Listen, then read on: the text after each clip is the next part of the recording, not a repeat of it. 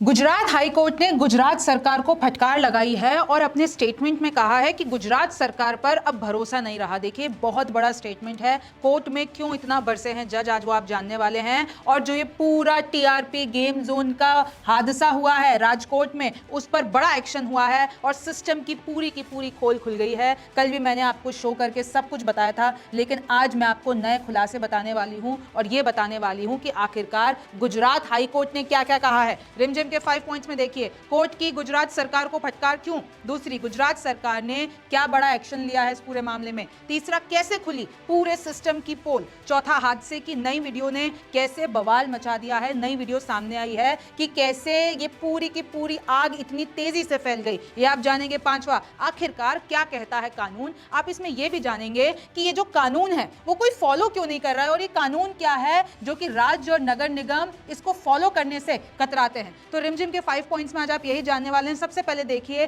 कि कैसे ये चमचमाता हुआ टीआरपी गेम जोन, जहां पे आप देखेंगे कितने शानदार गेम्स है और यहीं पे ही पेट्रोल डीजल रखे हुए थे और इसलिए ही इस आग ने विकराल रूप ले लिया। उसमें बच्चे मर गए, इतने लोग मर गए। आपको कहानी अब तक सारी पता होगी। ये तस्वीरें देखिए कि कितना अच्छे से और कितने शानदार तरीके से बना रखा है, लेकिन जब पता चला ना इनके पास फायर सेफ्टी सर्टिफिकेट था, ना एनओसी थी, ना इनके पास परमिशन थी ये यहां पर खोलने के लिए। 3 मंजिला ये पूरा का पूरा गेम जोन है और देखिए कैसे आग लगने के बाद पूरा का पूरा तहस नहस हो जाता है। अंदर लोग जिंदा जल जाते हैं, जिसमें 12 तो बच्चे ही होते हैं। तकरीबन 28 लोगों की यहां पर मृत्यु हो गई है। अब देखिए, अब आप बैक टू द टॉपिक आ जाइए और एक और चीज, ये तस्वीर याद कर लीजिए। ये तस्वीर मैं आपको बताऊंगी जब गुजरात हाई कोर्ट का स्टेटमेंट बता रही होंगी। अब देखिए कोर्ट की गुजरात सरकार को क्या फटकार लगी है। तो कोर्ट ने ये कहा है कि गुजरात सरकार पर अब हमें भरोसा नहीं रहा और जो राजकोट की नगर निगम है यानी महानगर निगम पालिका को हाईकोर्ट ने लताड़ लगाई है और बोला है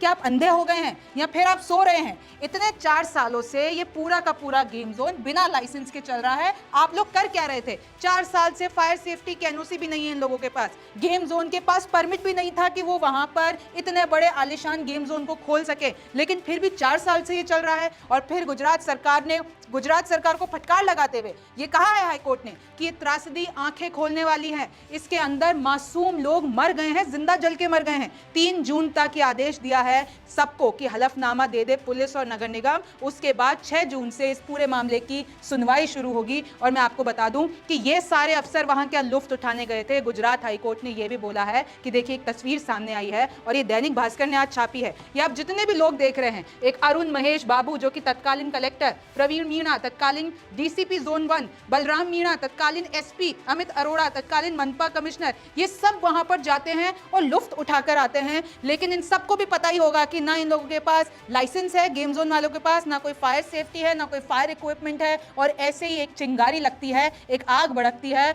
और इतनी जानें गंवा देते हैं। तो हाईकोर्ट ने यही कहा है कि ये जो सारे अफसर वहां पर पहुंचे हुए हैं, ये लुफ्त उठाने गए थे यहां पर, इनसे काम तो होता नहीं है। देखिए, पिछले कई मामलों में ऐसा देखने को मिला है। हाईकोर्ट ने यह भी कहा है कि कितने ही हमने नेग्लिजेंस के केसेस देखे हैं और इतनों के बाद, एक्शन लेने के बाद भी फिर भी ऐसी चीजें हो जाती हैं। कोई डर ही नहीं है।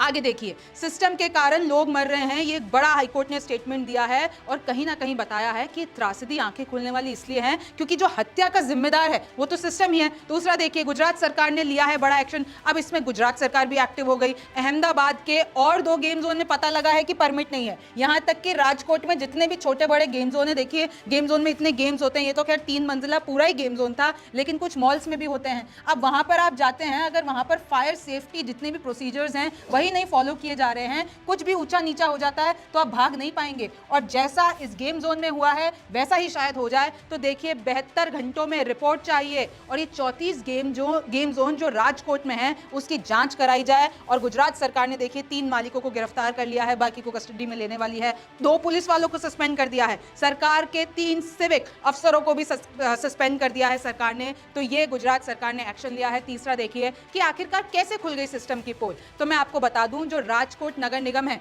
वो कोर्ट में कहता है कि हमारी परमिट ही नहीं थी, हमें पता ही नहीं था। अरे भाई, नगर निगम से ही तो पूरी परमिट जाती है और आपको पता ही नहीं है 4 साल से बिना परमिशन के वहां पर इतना बड़ा गेम जोन चल रहा है। देखिए, लोकल पुलिस ने दिया गेम जोन को लाइसेंस। यहाँ पे ये सामने बात आ रही है कि इसमें नगर निगम इन्वॉल्व नहीं है। यहाँ की जो लोकल पुलिस है उन्होंने ही लाइसेंस दे भी दिया और रिन्यू भी करवा दिया। बाहर जाने का एक ही रास्ता था, एनओसी नहीं थी, इक्विपमेंट नहीं थे। आप देखिए कितनी बड़ी लापरवाही, कितना बड़ा करप्शन यहाँ पर सामने आया है। अब देखिए चौथा, मैं पांचवा आपको बताऊं कि आखिरकार कानून क्या कहता है। चौथे पॉइंट में आप ये देख लीजिए कि ऐसी कौन सी वीडियो, हादसा होने के कुछ मिनटों पहले की एक वीडियो है जो सामने आई है, जिसको आप देखेंगे तो आपको पता चलेगा कि आग आखिरकार फैली कैसे। और दूसरी वीडियो दिखाती हूं जिसमें अब जो है सारे जितने भी गेम जोन है, इनफैक्ट नोएडा ने भी इसमें एक्शन ले लिया है कि जितने भी गेम जोन है अब उनकी जांच होगी। और देखिए, अभी तो सिर्फ नोएडा ही नहीं लिया है, पूरे देश में अब जितने भी गेम जोन है और ऐसी सारी चीजें हैं उस पर ऑडिट होगी।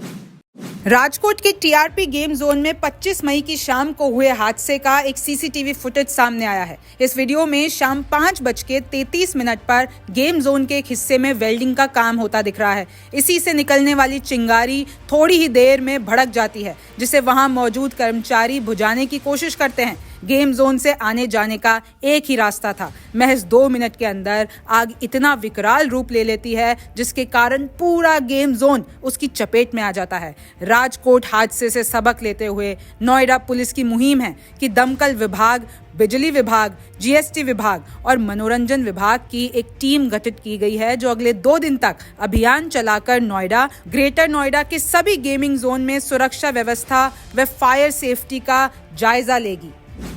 पांचवा देख लीजिए कि आखिरकार कानून क्या कहता है। तो देखिए, 2-3 आपने अभी घटनाएं देखी होंगी कल से कि उन्होंने विकराल रूप ले लिया है और उसमें कहीं ना कहीं सिस्टम की नेग्लिजेंस सामने आई है। एक मैं आपको बता देती हूं, दिल्ली में बेबी सेंटर में आग लग जाती है और फिर पता चलता है सिस्टम बेईमान निकला। वहां पर एक्सपायर्ड लाइसेंस था, वहां पर भी एनओसी नहीं थी, वहां पर भी ना टूल्स थे, ना रिसोर्सेज थे और ना ही वहां पर प्रॉपर एग्जिट और एंट्रेंस था कि आग लगने के बाद किसी को बचाया जा सके और वहां पर नवजात बच्चों की मौत हो जाती है। एक केस आपने ये देखा होगा, पुणे में एक केस देख लीजिए कि कैसे पुलिस और डॉक्टर मिलके रईसजादे नाबालिग आरोपी को बचाते हैं। इनफैक्ट नई रिवोल्यूशन हुई है कि डॉक्टर्स ने उसका सैंपल ही, मैंने पूरा शो ये पुणे वाला जो एक्सीडेंट हुआ है उस पर किया है, अगर आपको जानना है मामला क्या है तो आप जाके देख सकते हैं, मैं लिंक दे दूंगी। लेकिन उसमें यह पता चलता है आज कि डॉक्टर्स ने उसका ब्लड सैंपल लेके कचरे के डब्बे में फेंक दिया और उसको रिप्लेस कर दिया कि आरोपी पकड़ा ना ही जाए। और पुलिस ने भी कहीं ना कहीं उसको बचाने की कोशिश की। उसकी वजह से, वो नाबालिग रईसजादे की वजह से 2 लोगों की, जो कि 24 साल के होते हैं, एक लड़का लड़की, उनकी जान चली जाती है। और देखिए, 16 बच्चों के साथ साथ 30 लोगों ने गंवाई है जान। अगर मैं दिल्ली वाला जो बेबी सेंटर में आग लगी है और जो राजकोट गेम जोन में आग लगी उनको मिला देती हूं तो कम से कम 16 बच्चों ने जान गंवाई है और 30 लोग ओवरऑल अगर हम देखते हैं। तो अब अगर हम कानून देखें, देखिए आर्टिकल 243W कहता है कि जितने भी ये फायर सेफ्टी रूल्स होते हैं, जितने भी ये परमिशंस होती हैं, वो सब राज्य और नगर निगम तय करते हैं। नेशनल बिल्डिंग कोड NBC और bureau of Indian standards BIS के तहत 1970 में इन रूल्स को पब्लिश किया गया था और 2016 में ये अपडेट हुए हैं। तो इसमें क्या क्या देखना होता है? इसमें ये देखना होता है कि अलार्म है कि नहीं है, fire alarm, automatic fire detection है कि नहीं है, वो जो स्प्रिंकल्स होते हैं फायर वाले वो है कि नहीं है, प्रॉपर एंट्रेंस, प्रॉपर एग्जिट है कि नहीं है, फायर इक्विपमेंट है कि नहीं है, वहां पर जो वायरिंग होती है वो ठीक है कि नहीं है। और देखिए, एक मैं बात बता दूं कि सिस्टम्स के लिए जरूरी होता है फायर ऑडिट करवाएं हर किसी, चाहे वो रेजिडेंशियल बिल्डिंग हो चाहे वो कमर्शियल बिल्डिंग हो। लेकिन एक सर्वे में भी पता चला है कि सिस्टम जो है वो फायर ऑडिट कराता ही नहीं है और उस पर ऐसा सामने आया है कि प्रॉपर फायर सेफ्टी जो मेजर्स होते हैं ना वो रेजिडेंशियल इलाके में लिए जाते हैं ना वो कमर्शियल इलाके में लिए जाते हैं। तो अगर मैं आपको बताती हूँ 2016 से लेकर 2020 में एक NCRB की रिपोर्ट है, उसमें पता चला है कि हर दिन आग से 35 मौतें हो रही हैं। रेजिडेंशियल देखिए ग्रुप A में आता है। अगर हम बिल्डिंग्स पे कानून की बात करते हैं तो जो रेजिडेंशियल बिल्डिंग्स हैं वो A ग्रुप में आती हैं, हॉस्पिटल्स ग्रुप C में आते हैं और जितने भी हॉल होते हैं, क्लब होते हैं, सिनेमा होते हैं, वो सब ग्रुप D में आते हैं। और इन सब के लिए प्रॉपर रूल्स होते हैं जो सर्वे में पता चला है कि ना तो सिस्टम मानता है ना राज्य मानता है। अब ये जो इतना बड़ा एक्शन हुआ है तो अब थोड़ी उम्मीद है कि लोग फायर ऑडिट के प्रति, या फिर आप और मैं भी अगर कहीं पर घूमने जाते हैं, कहीं पे भी अपना समय व्यतीत करते हैं, तो शायद हम वहाँ के किसी भी जो भी मैनेजर हैं उनसे पूछ लें कि आपके पास फायर सेफ्टी मेजर्स क्या हैं।